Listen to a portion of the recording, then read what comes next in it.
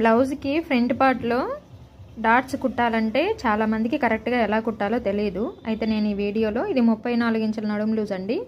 So ఈ 34 ఇంచుల నడుం లూజ్ కి డాట్స్ ఏ విధంగా కుట్టుకోవాలనేది నేను ఈ వీడియోలో చూపిస్తాను. ఫస్ట్ టైం కనుక నా ఛానల్ చూస్తున్నట్టయితే సబ్స్క్రైబ్ చేసుకోండి. యూట్యూబ్ లో చూస్తున్నట్టయితే ఇన్స్టాగ్రామ్ లో అయితే ఫాలో చేయండి. అలాగే లైక్ చేయడం మర్చిపోవద్దండి. మీకు నచ్చినట్టయితే సేవ్ చేసి పెట్టుకోండి. ఇక్కడ ఖర్చులు ఉన్నాయి కదా, అండ్ 2 ఖర్చులు ఉంటాయి ఇక్కడ.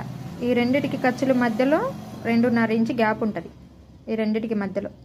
ఇప్పుడు ఈ 2 ఖర్చుల్ని ఇలా ఫోల్డింగ్ పెట్టి ఒక దగ్గరగా పెట్టుకోవాలి ఈ విధంగా. ఇప్పుడు ఈ ఖర్చుల నుండి ఇక్కడ నుంచి ఇక్కడికి పొడవు 2.5 ఇంచు వచ్చేలాగా చూసుకోవాలి.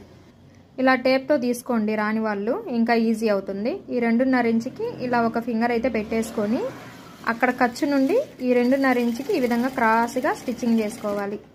డబల్ కుట్ అయితే కంపల్సరీ వేసుకోవాలండి.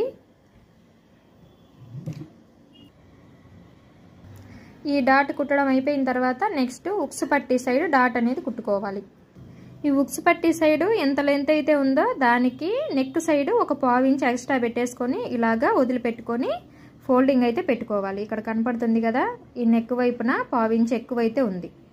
ఇప్పుడు ఇక్కడ నుంచి ఒక్క 1/4 ఇంచ్ అనేది ఇలా వెడల్పు తీసేసుకొని ఇక్కడ నుంచి 2.5 ఇంచుకి ఈ విధంగా ఫింగర్ పెట్టేసుకొని ఇక్కడ కూడా ఒక స్టిచ్చింగ్ అయితే వేసేసుకోవాలి. 2 డాట్లు కంప్లీట్గా కుట్టాము. 3వ డాట్ కుట్టేటప్పుడు ఈ డాట్ రెండింటిని ఇలా ఫోల్డింగ్ చేసుకొని కలిపి పట్టుకోవాలి. ఇలా కార్నర్గా వస్తుంది.